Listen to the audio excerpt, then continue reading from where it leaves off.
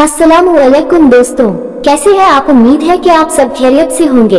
आज की इस वीडियो में आपको इस्लामिक मोटिवेशनल स्टोरी सुनाने वाली हूँ। हमारे अंदर एक रूहानी बीमारी आम पाई जाती है, वो बीमारी है बदगुमानी। हम किसी के भी बारे में बिना सोचे समझे उसकी मौजूदा हालत को देखकर बदगुमानी कर देते हैं। खास करके किसी हमारी बहन बेटी के बारे में बिना सोचे समझे कुछ भी बोलते हैं। तो ये इस्लामी कहानी हमें ये सबक देती है कि हमें किसी की जाहिरी हालत को देखकर कोई भी नतीजे पर नहीं पहुंचना चाहिए। उम्मीद करूँ हम इस हिंदी इस्लामिक स्टोरी से कुछ सबक लेंगे। तो आइए दोस्तों, आज की स्टोरी शुरू करते हैं। एक आदमी के 4 बेटे थे। वो चाहता था कि उसके बेटे ये सबक सीख ले कि किसी को परखने में जल्दबाजी नहीं करनी चाहिए। इसलिए इस बात को समझाने के लिए उसने अपने बेटों एक सफर पर रवाना करने का फैसला किया और किसी दूर दराज इलाके में नाशपाती का एक दरख्त देखने के लिए भेजा। एक वक्त में एक बेटे को सफर पर भेजा कि जाओ और उस दरख्त को देखकर आओ। बारी बारी सबका सफर शुरू हुआ।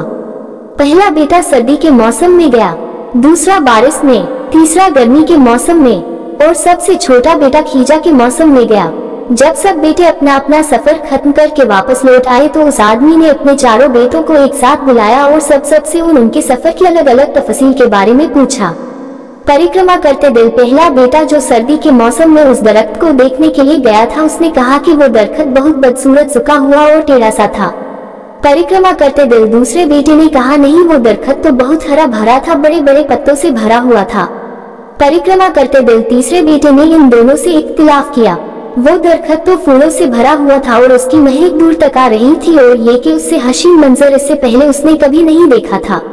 परिक्रमा करते दिल अब सबसे छोटे बेटे ने अपने सब बड़े भाइयों से इख्तिलाफ करते हुए कहा कि वो नाशपाती का दरख्त तो फल से लदा हुआ था और उस फल के बोझ से दरख्त जमीन से लगा जिंदगी से भरपूर नजर आ रहा था।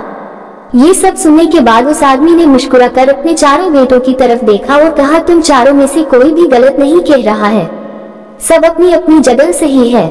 बेटे बाप का जवाब सुनकर बहुत हैरान हुए। ऐसा किस तरह पॉसिबल है। बाप ने अपनी बात जारी रखते हुए कहा कि इस कहानी से मिलने वाली सीख, तुम किसी भी दरख्त या फिर किसी शख्स को एक मौसम या एक हालत में देखकर कोई फैसला नहीं कर सकते। किसी भी इंसान को जानने के लिए थोड़ा वक्त लेना जरूरी होता है।